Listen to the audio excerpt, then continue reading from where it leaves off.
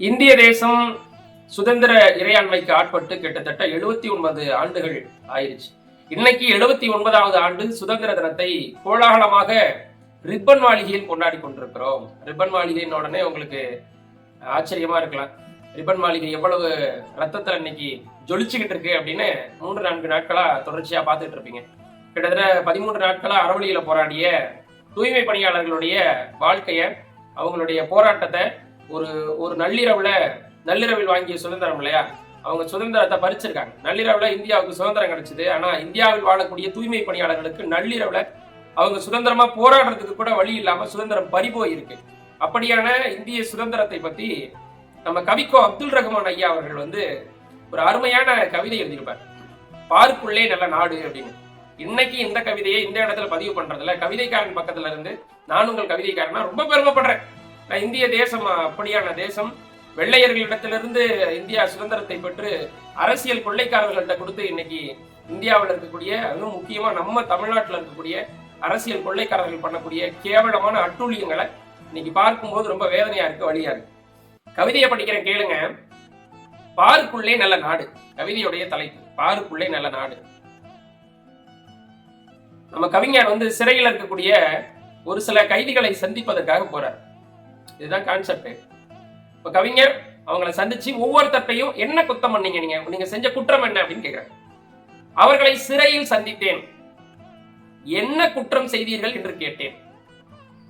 ஒவ்வொருவராக சொன்னார்கள், நான் இந்த குற்றத்தை செஞ்ச சாமி, அதனால என்ன பிடிச்சிட்டு ஜெயில போட்டாங்க அப்படின்னு. முதல்ல சொல்றாரு ஒருத்தர், எங்க வீட்டில் திருடி கொண்டு ஓடினார்கள். எங்க வீட்டுல ஒரு திருடன் திருடிட்டு ஓடிட்டான். திருட அப்படின்னு கத்துனேன். அமைதிக்கு பங்கம் விளைவித்ததாக என்னை பிடித்துக் கொண்டு சிறையில் அடைத்து விட்டார்கள்.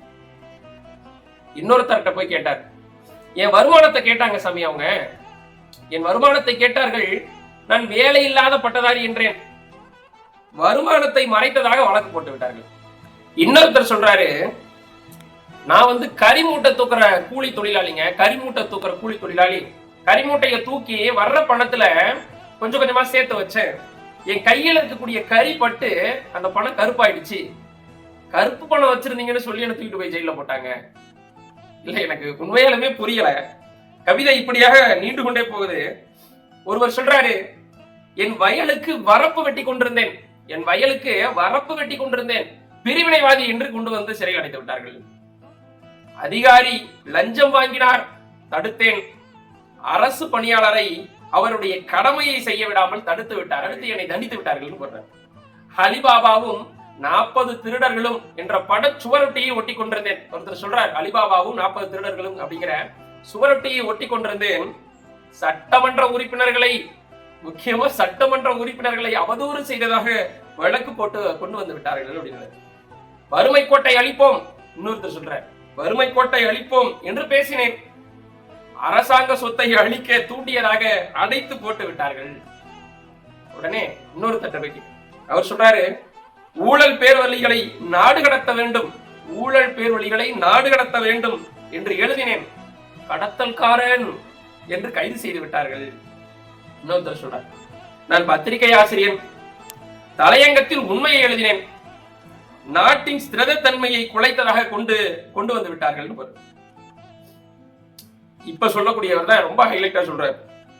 சுதந்திர தின விழாவில், இன்னைக்கு சுதந்திர தினம் நடக்கும்ல, அந்த மாதிரி சுதந்திர தின விழாவில் ஜனகணமன பாடிக்கொண்டிருந்தார்கள். நான் பசியால் சுருண்டு படுத்துக் கொண்டிருந்தேன், எழுந்து நிற்க முடியவில்லை. தேசிய கீதத்தை அவமதித்ததாக சிறையில் அடைத்து விட்டார்கள் எழுதுறார். கவிக்கோ அப்துல் ரஹ்மானுடைய கவிதை திறமையெல்லாம் எங்க கொண்டு எப்படி சேர்க்கிறது. இன்னொருத்தர் சொல்றார், அக்கிரமத்தை எதிர்த்து ஆயுதம் ஏந்த சொன்னான் கண்ணன் என்று மகாபாரதத்தில் வரும். அக்கிரமத்தை எதிர்த்து ஆயுதம் ஏந்த சொன்னான் கண்ணன் என்று கதாகலாட்சேபத்தில் சொல்லிக் கொண்டிருந்தார்கள். என் பெயர் கண்ணன், பயங்கரவாதி என்று என்னை பிடித்து சிறையில் அடைத்து விட்டார்கள். நான் வெளியில் வந்தேன். கவிஞர் இப்ப வெளியே வர, நான் வெளியில் வந்தேன். சட்டம் ஒழுங்கு பிரச்சனை எதுவும் இல்லாமல் நாடு அமைதியாக இருந்தது என்று அந்த கவிதையை முடிக்கின்றார்.